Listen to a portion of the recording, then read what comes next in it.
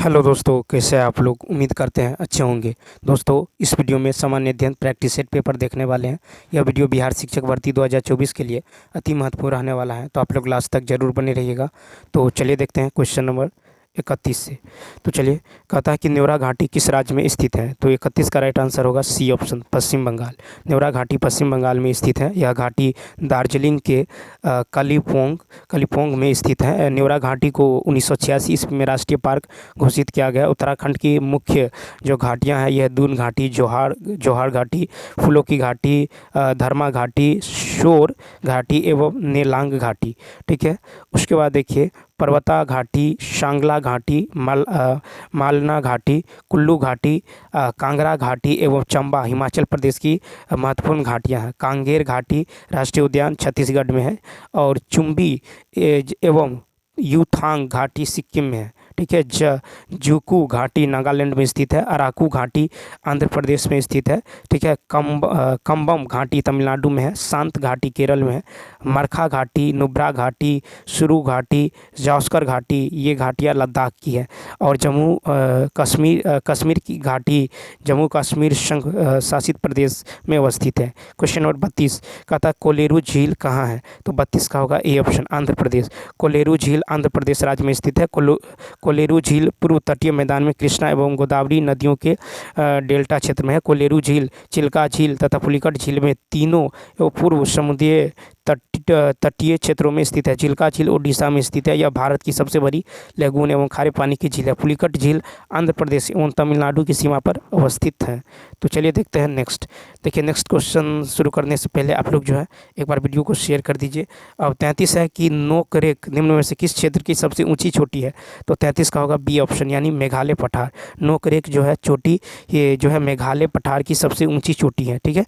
उत्पत्ति एवं संरचना की दृष्टि से मेघालय का पठार प्रायद्वीपीय पठार का ही पूर्वी विस्तार है। मेघालय पठार में पश्चिम से पूर्व की ओर क्रमशः गारो, खासी, जयंतिया तथा मिकिर पहाड़ियाँ असम में स्थित है। क्वेश्चन नंबर 34 है कि रायल सीमा का पठार कहाँ है। 34 का राइट आंसर होगा ए ऑप्शन, क्या होगा, आंध्र पठार। ठीक है। तो देखिए, रायलसीमा का पठार आंध्र पठार का एक भाग है। आंध्र पठार के अंतर्गत रायलसीमा के पठार तथा तेलंगाना के पठार को शामिल किया जाता है। कृष्णा नदी बेसिन के दक्षिण के पठारी क्षेत्र को रायलसीमा का पठार कहते हैं। कृष्णा नदी बेसिन के उत्तर के पठारी क्षेत्र को तेलंगाना का पठार कहते हैं। ठीक है। रायलसीमा पठार जो है, ये क्षेत्र में, पठारी क्षेत्र में वेलिकोंडा, पालकोंडा तथा नल्ला मलाई पर्वतों का विस्तार है। रायलसीमा का पठार आंध्र प्रदेश के दक्षिणी हिस्से में स्थित है। क्वेश्चन नंबर नेक्स्ट है कि पश्चिमी घाट की पहाड़ियों में उत्तर से दक्षिण की ओर का क्रम जो है निम्नलिखित में से कौन सा है। तो 35 का होगा सी ऑप्शन, नीलगिरी, अन्नामलाई, इलायची। ठीक है। उसके बाद देखिए, तो डोडा बेटा नीलगिरी पर्वत की सबसे ऊंची चोटी है। और माकुर्ती नीलगिरी पर्वत की दूसरी सबसे ऊंची चोटी है। अनाईमुडी चोटी जो है अन्नामलाई पर्वत की सबसे ऊंची चोटी है। अनाईमुडी चोटी सिर्फ अन्नामलाई पर्वत की ही नहीं बल्कि पूरे दक्षिण भारत की सबसे ऊंची चोटी है। अनाईमुडी चोटी की ऊंचाई 2695 मीटर है। पश्चिम घाट की पहाड़ियों में से उत्तर से दक्षिण की ओर का सही क्रम है नीलगिरी की पहाड़ी, अन्नामलाई पहाड़ी और इलायची पहाड़ी का है। नेक्स्ट क्वेश्चन 36 नंबर क्वेश्चन देखिए। क्वेश्चन नंबर 36 की यदि बात करें, 36 है, क्वेश्चन नंबर 36 है कि दक्षिण पश्चिम मानसून काल में निम्नलिखित स्थानों में से सबसे कम वर्षा कहाँ होती है। 36 का होगा सी ऑप्शन, चेन्नई। तो दक्षिण पश्चिम मानसून काल में कोलकाता, दिल्ली तथा चेन्नई में सबसे कम वर्षा चेन्नई में होती है। दक्षिण पश्चिम मानसून की शुरुआत जून के आरंभ से केरल से होती है। दक्षिण पश्चिम मानसून हवा तिरुवनंतपुरम से चलते हुए बेंगलुरु होते हुए निकलती है। चेन्नई शहर दक्षिण पश्चिम मानसून के प्रभाव से जो है दूर रह जाता है। कोरोमंडल तट पर अधिक वर्षा उत्तर पूर्व मानसून से होती है। क्वेश्चन नंबर 37 है, इंदिरा गांधी राष्ट्रीय वन अकादमी कहाँ है। B option, Dehradun.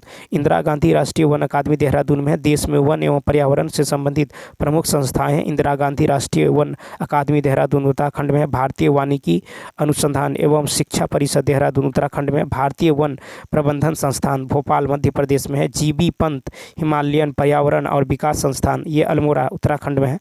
उसके बाद है उष्णकटिबंधीय वनस्पति बागान एवं अनुसंधान संस्थान तिरुवनंतपुरम केरल में है। Indian institute of ecology and environment नई दिल्ली में है। राष्ट्रीय प्राकृतिक इतिहास संग्रहालय नई दिल्ली में है। भारतीय वानस्पतिक सर्वेक्षण संस्थान कोलकाता में।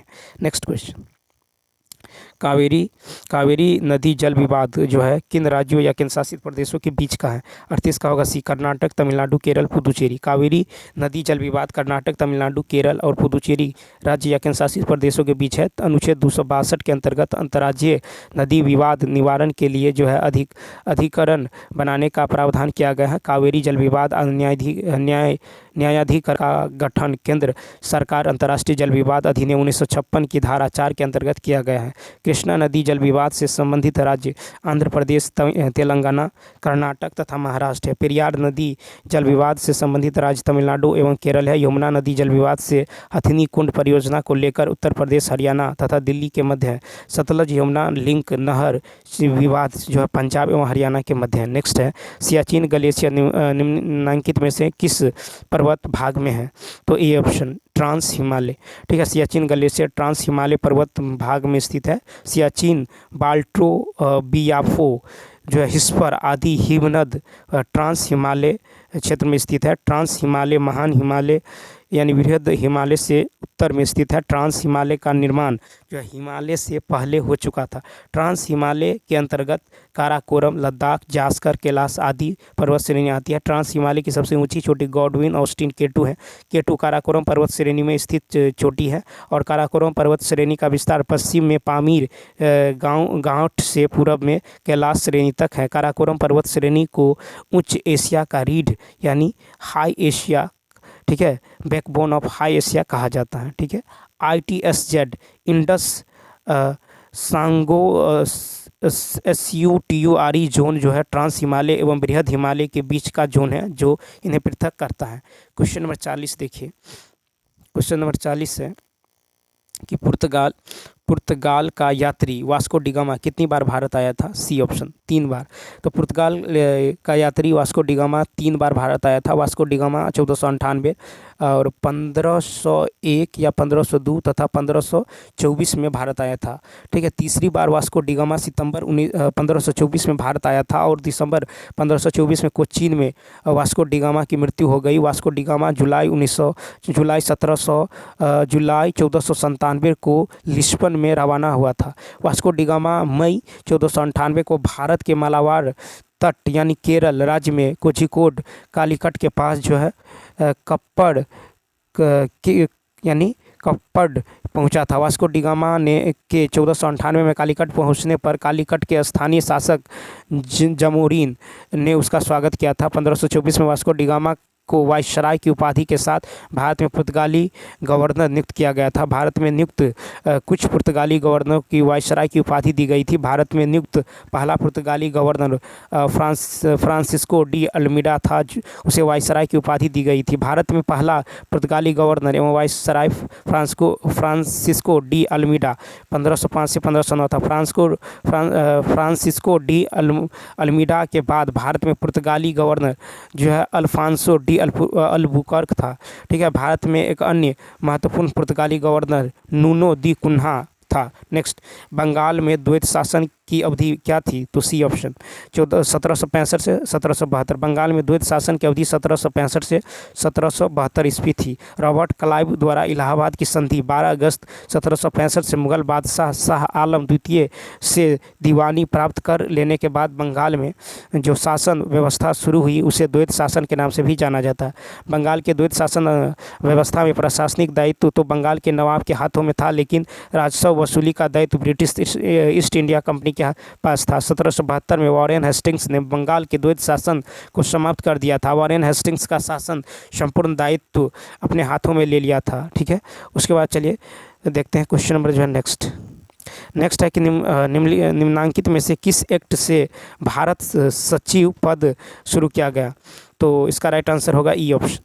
तो देखिए कि भारत सचिव पद की शुरुआत भारत शासन अधिनियम 1858 से हुई थी। भारत शासन अधिनियम 1858 की मुख्य बातें हैं कि भारत का शासन कंपनी के हाथ से ले लिया गया और ब्रिटिश ताज के अधीन कर दिया गया। ठीक है।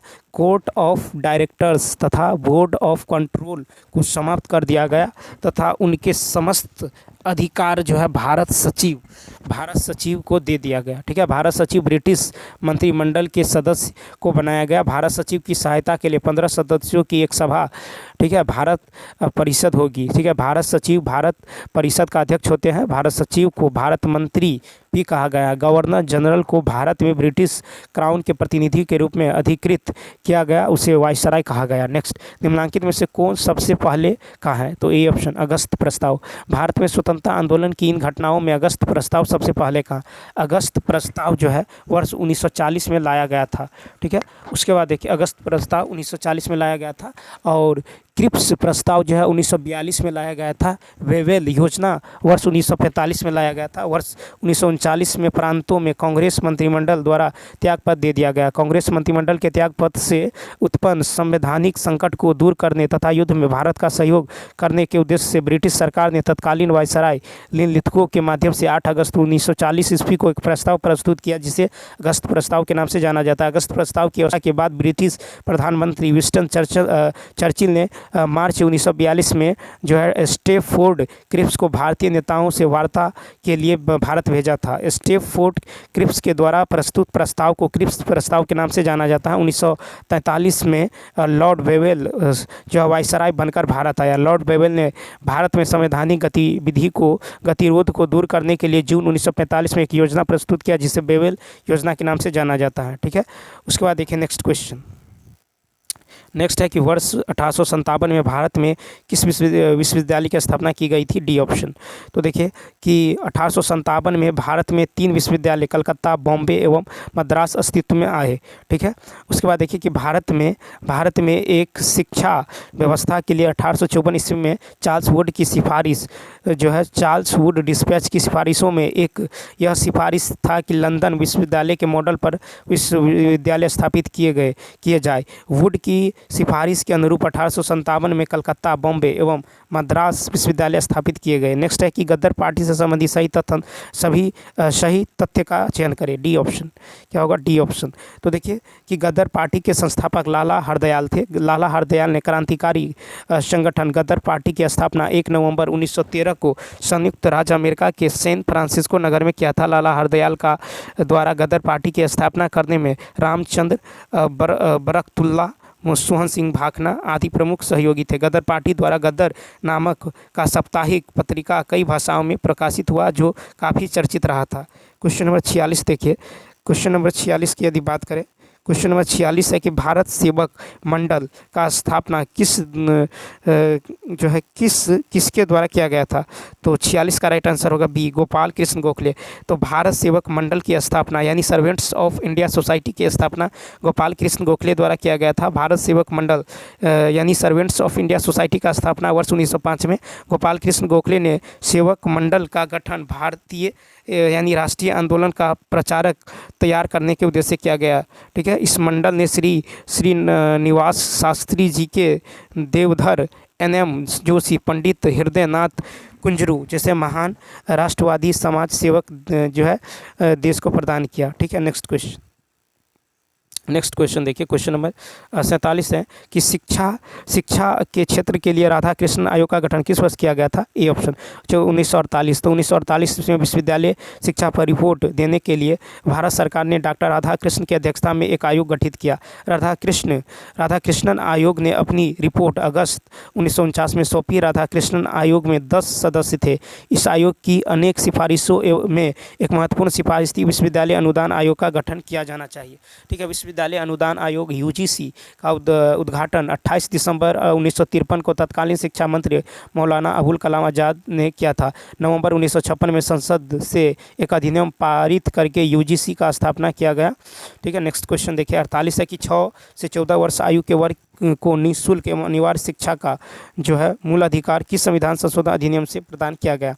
तो 48 का होगा बी ऑप्शन। तो देखिए कि 6 से 14 वर्ष आयु के बच्चों को निःशुल्क एवं अनिवार्य का मूल अधिकार 86वां संविधान संशोधन अधिनियम से प्रदान किया गया। 86वां संविधान संशोधन अधिनियम 2002 इस संविधान में अनुच्छेद 21A से जोड़ा गया। शिक्षा का अधिनियम 2009 में लाया गया। 1 अप्रैल 2010 से शिक्षा का अधिकार अधिनियम लागू किया गया। नेक्स्ट क्वेश्चन देखिए 49 की यदि बात करें तो 49 है कि भारतीय संविधान में निम्नलिखित में से किस विषय में संबंधित अवधारणा ब्रिटिश संविधान से ली गई है, तो डी ऑप्शन।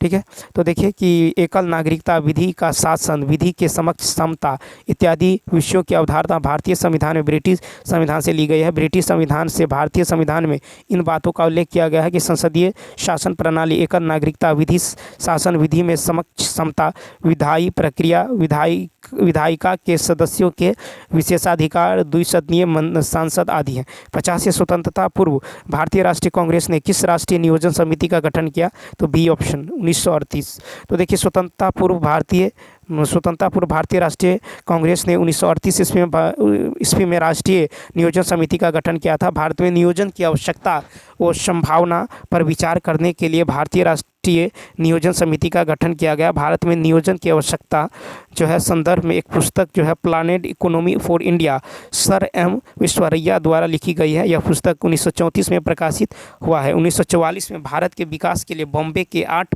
प्रमुख उद्योगपतियों द्वारा एक योजना प्रस्तुत की गई। इस योजना को बॉम्बे प्लान के नाम से जाना जाता है। गांधीवादी योजना 1944 में श्रीमन नारायण द्वारा लिखा गया है। इस जन योजना जो है 1945 में एम.एन. रॉय द्वारा लिखा गया है। सर्वोदय योजना 1950 ईस्वी में जयप्रकाश नारायण द्वारा लाया गया। नेक्स्ट क्वेश्चन देखिए 51 कहता है कि 4500 से कम कितनी संख्या है जिन्हें 56 और 72 से विभाजित करने पर प्रत्येक स्थिति में 39 शेष बचे। तो देखिए क्या करेंगे, 56 और 72 का एलसीएम ले लेंगे तो कितना होगा, इसका एलसीएम हो जाएगा 504। कितना होगा 504। तो संख्या जो हो जाएगा ये हो जाएगा आपको 504 प्लस 39 कॉमा 2 गुने 504, 2 गुने 504 प्लस 39। इसी तरह होगा 3 गुने 504 प्लस 39। ठीक है, और ऐसे होते होते क्या हो जाएगा लास्ट में 8 गुने 504 प्लस में 39 हो जाएगा। ठीक है, 39 हो जाएगा। ये होगा 543। क्या हो जाएगा 543, फिर हो जाएगा 247, फिर हो जाएगा 1551 और लास्ट में होगा 4071। ठीक है, 4071 हो जाएगा। तो टीएन बराबर, तो देखिए टीएन का फार्मूला का यूज करेंगे। टीएन बराबर क्या होता है, a+n-1 इंटू टी। तो लास्ट कितना है 271, यानी सॉरी कितना है 771। तो 771 बराबर होगा 543, यानी a+n-1 और डी कितना होगा 504। इसको सॉल्व करेंगे तो n निकल जाएगा 8। कितना निकलेगा 8, सी ऑप्शन। नेक्स्ट क्वेश्चन देखिए, कहता है एक निश्चित कुट भाषा में RUST को इस प्रकार लिखा जाता है, तो रेन को कैसे लिखा जाएगा। तो देखिए रूस्ट RUST यानी RSTU यानी 3 ऐड किया गया है, फिर U से X 3 ऐड किया गया है, यानी प्रत्येक में 3 ऐड किया गया है। इसी प्रकार R में 3 ऐड करेंगे, R में 3 ऐड करिएगा तो कितना होगा U। ठीक है, U, फिर A में 3 ऐड करेंगे तो कितना होगा D। ठीक है, हर एक में 3 ऐड करेंगे तो होगा LQ, UDLQ, यानी इसका राइट आंसर क्या होगा UDLQ, यानी A option UDLQ। Next question देखिए, क्वेश्चन 53 है। इतना बराबर है तो कहता है x इतना बराबर है। तो देखिए यहाँ पे हम यदि इतना बराबर k मान ले तो x माइनस वाई बराबर क्या होगा 3k। ठीक है, x प्लस वाई बराबर क्या होगा 5k। ठीक, और एक्स वाई बराबर क्या हो जाएगा 8k। कितना होगा एक्स वाई बराबर 8k हो जाएगा। ठीक, अब इसको सॉल्व करेंगे। मान लीजिए समीकरण इसको मान लेते हैं 1, इसको मान लेते हैं 2, समीकरण 1 और 2। ठीक है, तो यहाँ पे जो है एक्स वाई बराबर कितना है 8। तो एक्स वाई बराबर कितना हो जाएगा आपको, एक्स वाई बराबर होगा 8k। ठीक है, सॉल्व करेंगे समीकरण 1 से। तो देखिए समीकरण जो है इतना बराबर ये हो जाएगा। तो x बराबर यहाँ पे 8, y बराबर 2 संतुष्ट रखने पर, या नहीं तो ऐसे कर लेते हैं, यहाँ पे क्या होगा तो 2x बराबर होगा 8k, 2x बराबर 8k। तो x बराबर क्या होगा 4k। समीकरण 1 और 2 से सॉल्व करेंगे। समीकरण 1 में रखेंगे तो y बराबर होगा k, तो xy बराबर है 8k। ठीक है, xy बराबर है 8k, तो x बराबर 4k है, तो 4k y की जगह k रखेंगे, ये बराबर होगा 8k। ठीक है, क्या होगा 8k, तो k का मान कितना निकल जाएगा 2, k का मान 2, तो x गुने y 8k है, तो 8 गुने कितना होगा k का मान 2, तो 8 दूनी 16, यानी 53 का होगा बी ऑप्शन। नेक्स्ट क्वेश्चन देखिए, कहता है एक स्कूल में 20 लड़कियां हैं। यदि उसमें से एक लड़की को जिसकी आयु 18 वर्ष है किसी अन्य लड़की द्वारा स्थानांतरित कर दिया जाए तो लड़की की औसत आयु का औसत 2 माह कम हो जाता है। नई शामिल हुई लड़की का आयु कितना है। तो देखिए यहाँ पे जो है नई लड़की का हो जाएगा ये 18 वर्ष माइनस, देखिए यहाँ पे कितना है तो 20 लड़की हैं। ठीक है, 20 लड़की, तो 20 औसत 2 माह कम हो जाता है, तो 20 गुने 2। ठीक है, 20 गुने 2, ये 18 वर्ष है, ये माह है। ठीक है, कितना माह, तो 18 वर्ष माइनस 20 माह, 18 वर्ष माइनस 20 माह, यानी हो जाएगा 14 वर्ष 8 माह, यानी सी ऑप्शन। नेक्स्ट क्वेश्चन देखिए, क्वेश्चन नंबर नेक्स्ट है कि किसी मिश्र धातु में 35% चांदी थी। यदि मिश्र धातु की मात्रा में 119 ग्राम चांदी थी तो मिश्र धातु में अन्य तत्वों की मात्रा क्या है? ठीक है, तो यहाँ पर देखिए मान लेते हैं मिश्र धातु x है, तो x गुने इसका 35%, इसका 35% जो है ये 119 के बराबर होगा, क्योंकि मिश्र धातु में 35% चांदी है। ठीक है, यदि मिश्र धातु की मात्रा 119 है तो कितना ग्राम जो है चांदी थी? ठीक है, मिश्र धातु में अन्य तत्वों की मात्रा कितनी थी? तो x का मान निकाल लीजिए, x का मान कितना निकलेगा? 340 ग्राम। ठीक है, तो अन्य तत्वों की जो मात्रा निकलेगा ये 340 माइनस 119, 340 माइनस 119 यानी 221 ग्राम। तो 221 ग्राम अन्य तत्वों की मात्रा यानी 221, बी ऑप्शन। क्वेश्चन नंबर देखिए, क्वेश्चन नंबर जो है नेक्स्ट, कहता उस संख्या को पहचाने जो अन्य से भिन्न है। 56 का होगा बी ऑप्शन। 115 को छोड़कर अन्य सभी संख्या 25 से पूर्णतया विभक्त है। ठीक, नेक्स्ट क्वेश्चन देखिए 57, कहता है कि 3 लड़के और 5 लड़कियां किसी कार्य को 6 दिन में पूरा कर सकते हैं, जबकि 2 लड़के और 7 लड़कियां किसी कार्य को 8 दिन में पूरा कर सकते हैं। 8 लड़कियां को उस कार्य को कितने दिन में पूरा किया जा सकता है? तो 3 लड़का 5 लड़की, ठीक है, कितने दिनों में? 6 दिनों में। ठीक, और बराबर हो जाएगा यहाँ पे देखिए 3 लड़का और 5 लड़की, ठीक है, 5 लड़की। उसके बाद देखिए 2 लड़का और 7 लड़की कितने दिनों में करता है? तो ये कर देता है आपको 8 दिनों में।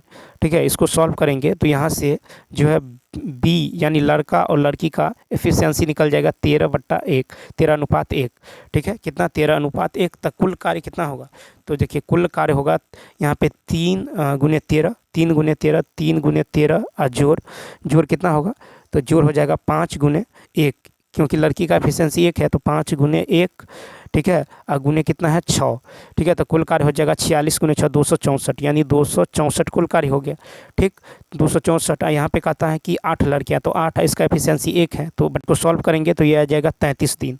कितना? 33 दिन, यानी ए ऑप्शन। नेक्स्ट क्वेश्चन 58 है कि ठहरे हुए पानी में एक नाव की गति 12 किलोमीटर प्रति घंटा, धारा की गति 8 किलोमीटर प्रति घंटा है। नाव को एक निश्चित दूरी तक धारा की दिशा में ले जाया जाता है और फिर शुरुआती बिंदु पर वापस लाया जाता है। पूरी यात्रा के दौरान नाव की औसत गति क्या है? तो बी देखिए इसका जो ये हो जाएगा कि नाव के दिशा में, ठीक है, धारा की दिशा में नाव की चाल जो है कितना हो जाएगा? तो 12 + 8 कितना हो जाएगा? 20 हो जाएगा। ठीक, 20 हो जाएगा। उसके बाद देखिए, उसके बाद जो है धारा के विपरीत दिशा में नाव की चाल क्या हो जाएगा? तो 12 - 8 यानी कितना होगा? 4 हो जाएगा, 4 हो जाएगा। तो कहता यात्रा के दौरान नाव की औसत गति तो कितना होगा? अब औसत गति निकाल लीजिए, तो 2 गुने 20 गुने 4, 2xy + x + y, 20 + 4, ये हो जाएगा कितना? 20/3 km/h। तो यानी बी ऑप्शन क्या होगा? B option. नेक्स्ट क्वेश्चन देखिए, नेक्स्ट है कि गमले में लगे हुए पौधे ज़्यादा पानी देने से मर क्यों जाते हैं? बी ऑप्शन, क्योंकि जड़ें सांस नहीं ले पाती। गमले में लगे हुए पौधे ज़्यादा पानी देने से मर जाते हैं क्योंकि जड़ें जो है सांस नहीं ले पाती हैं। उससे जड़ें मुख्य रूप से मृदा में उपस्थित ऑक्सीजन को अवशोषित करती हैं। उसे जड़ें गुरुत्वाकर्षण गुण प्रदर्शन करता है। जड़ें भूमि से जल का अवशोषण प्रासरण विधि द्वारा करता है। जाइलम जटिल पादप अस्थायी उत्तक है। फ्लोएम से खाद्य पदार्थों का संवहन पूरे पादप में होता है। नेक्स्ट क्वेश्चन नंबर 60 देखिए, कहता है कि मानव मस्तिष्क का कौन सा भाग अनैच्छिक क्रिया उल्टी की क्रिया का नियंत्रण करता है? तो बी ऑप्शन, पश्च मस्तिष्क। ठीक है, मानव मस्तिष्क का पश्च मस्तिष्क भाग अनैच्छिक क्रिया उल्टी का नियंत्रण करती है। प्रतिवर्ती क्रियाएं बहुत तीव्र होती हैं। मेंडुला ऑब्लिंगेंटा मस्तिष्क एवं मेरुदंड को जोड़ने वाला जो है लंबा भाग है। ठीक है, यह जो है हृदय स्पंदन, रुधिर नलिकाओं, श्वासोच्छ्वास, लाल स्राव और बहुत सभी प्रतिवर्ती और अनैच्छिक गतिविधियों को नियंत्रित करता है। मध्य मस्तिष्क दृष्टि विश्लेषण एवं शाश्वत से संबंधित है। ठीक है, अग्र मस्तिष्क 4 भाग है, प्रमस्तिष्क, ध्रान मस्तिष्क, उसके बाद थैलेमस और हाइपोथैलेमस। प्रमस्तिष्क का सबसे बड़ा भाग है। यह बुद्धि, विवेक एवं ज्ञान का केंद्र है। 61 है कि किसकी परमाणु त्रिज्या सबसे बड़ी है? C option, iodine. ठीक है, तो आयोडीन की परमाणु त्रिज्या सबसे बड़ी है। ठीक है, फ्लोरीन परमाणु त्रिज्या 42, ऑक्सीजन का है 60 और क्लोरीन का है 175 और आयोडीन का है 198। और साथ में बाएं से दाएं जाने पर परमाणु त्रिज्या का मान बढ़ता है। ठीक है, उसके बाद देखिए परमाणु त्रिज्या एंगस्ट्रॉम एवं पीएम में मापा जाता है। क्वेश्चन नंबर देखिए 62 है। 62 की यदि बात करें, 62 है कि खाली स्थान रासायनिक नाम कैल्शियम सल्फेट हाइड्राइट यानी डाइहाइड्रेट हैं, तो 62 का होगा ई ऑप्शन। ठीक है, तो देखिए जिप्सम का रासायनिक नाम कैल्शियम सल्फेट डाइहाइड्रेट है। जिप्सम का रासायनिक सूत्र CaSO4 × 2H2 होता है। जिप्सम CaSO4 × 2H2 को 393 केल्विन से अधिक गर्म करने पर जो है पूर्ण रूप से निर्जलीय होकर कैल्शियम सल्फेट बनाता है। जिप्सम का उपयोग सीमेंट के जमने की दर को कम करने में किया जाता है। ठीक है, उसके बाद देखिए प्लास्टर ऑफ पेरिस का सूत्र CaSO4 × 1/2H2 होता है। बेकिंग सोडा का सूत्र NaHCO3 होता है। धोवन सोडा का Na2CO3 × 10H2 होता है। क्वेश्चन नंबर 63 है, अलैंगिक प्रजनन होता है। अलैंगिक प्रजनन सी ऑप्शन, यानी कम विकसित जानवरों और हरे पौधों में। ठीक है, तो 63 का सी ऑप्शन क्या होगा, राइट होगा। ठीक, नेक्स्ट क्वेश्चन की यदि बात करें, नेक्स्ट क्वेश्चन देखिए 64 है कि त्वरण ऋणात्मक होने पर किसी पिंड का वेग, तो सी ऑप्शन क्या होता है, घटेगा। ठीक है, घटेगा। किसी वस्तु के वेग में परिवर्तन की दर को त्वरण कहते हैं। त्वरण एक सदिश राशि है, इसका ऐसा मात्रक मीटर/सेकंड² होता है। क्वेश्चन नंबर 65 देखिए, क्वेश्चन नंबर 65 की यदि बात करें तो 65 है कि वोल्टेज V वाला कोई स्रोत किसी परिपथ में धारा I को बनाए रखता है। t समय में स्रोत से परिपथ को भेजी गई ऊर्जा कितनी होगी, 65 का सी ऑप्शन कितना होगा, तो VIT हो जाएगा। ठीक है, क्या होगा, VIT हो जाएगा। नेक्स्ट क्वेश्चन है कि रिक्त स्थानों की पूर्ति करें। वे पौधे जिनमें पौधों के विभिन्न भाग उपस्थित नहीं होते हैं वे खाली स्थान समूह से संबंधित है। 66 का होगा बी ऑप्शन, यानी थेलोफाइटा समूह से। थेलोफाइटा वर्ग में शैवाल, कवक तथा जीवाणु जो मुख्य रूप से आते हैं। शैवाल पादप जगत का सबसे सरल जलीय पौधा। शैवाल का अध्ययन फाइकोलॉजी कहलाता है। बर्फ पर उगने वाला शैवाल क्रिप्टोफाइटस है। चट्टानों पर उगने वाला शैवाल जो है लिथोफाइटस है। थेलोफाइटा में संवहनीय उत्तक नहीं पाया जाता। टेरिडोफाइटा में कहता उपोष्पोभिद पादपों का समूह होता है। नेक्स्ट क्वेश्चन देखिए 67 है, कौन सा जो है राज्य महिला एशियाई चैंपियनशिप ट्रॉफी 2030 की मेजबानी की है। A option Jharkhand. झारखंड राज्य महिला एशियाई चैंपियनशिप ट्रॉफी 2030 की मेजबानी की है। 11वां महिला जूनियर हॉकी एशिया कप 2023 का विजेता भारत है। ठीक है, इस टूर्नामेंट में मेजबान भारत के अलावा 5 देश चीन, जापान, दक्षिण कोरिया, मलेशिया और एवं थाईलैंड की टीम शामिल है। 68 है कि विश्व खुशहाली रिपोर्ट 2023 में भारत का स्थान क्या है, सी ऑप्शन 126वीं। ठीक है, तो यह रिपोर्ट USAID द्वारा जारी किया जाता है। इस रिपोर्ट में शीर्ष देश फिनलैंड है। विश्व प्रेस स्वतंत्रता सूचकांक 2023 में भारत का रैंक 161 है। 2022 में 150वां था। नेक्स्ट क्वेश्चन 169 देखिए, क्या होता है, ऑस्कर जो है पुरस्कार 2023 में सर्वश्रेष्ठ अभिनेता का अवार्ड किसने जीता है, तो ए ऑप्शन, यानी ब्रेंडन फ्रेजर। ठीक है, ऑस्कर पुरस्कार 2023 में सर्वश्रेष्ठ अभिनेता का award Brendan Fraser the whale ने जीता है। ठीक, उसके बाद देखिए कि film everything everywhere all at once में शानदार अभिनव के लिए मिशेल योह ने 95वें अकादमी पुरस्कार में सर्वश्रेष्ठ अभिनेत्री का पुरस्कार जीता है। ठीक है, भारतीय फिल्म RRR के गाने नटू नटू ने इतिहास रच दिया है। इस गीत ने 95वें अकादमी पुरस्कार में सर्वश्रेष्ठ ओरिजिनल सॉन्ग का पुरस्कार जीता है। भारत की दी एलिफेंट वेहिपर्स ने बेस्ट डॉक्यूमेंट्री शॉर्ट फिल्म का ऑस्कर जीता है। दी एलिफेंट वेहिपर्स ने निर्देशक कृतिकी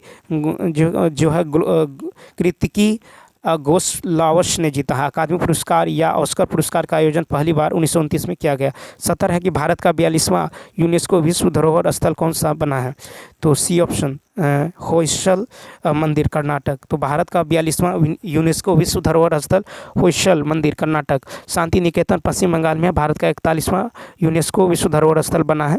होयसल मंदिर 12वीं 13वीं शताब्दी में बनाए गए थे। जो कला एवं साहित्य के संरक्षण माने जाने वाले होयसल राजवंश की राजधानी बिहार के बोधगया में महाबोधि मंदिर परिसर की वह 2002 में यूनेस्को विश्व धरोहर स्थल में जो है शामिल किया गया। तो चलिए दोस्तों, इस वीडियो में इतना ही। यदि यह वीडियो अच्छा लगा हो तो लाइक, शेयर और सब्सक्राइब करना न भूलें। साथ ही साथ कमेंट करके बताएं कि यह वीडियो आपको कैसा लगा।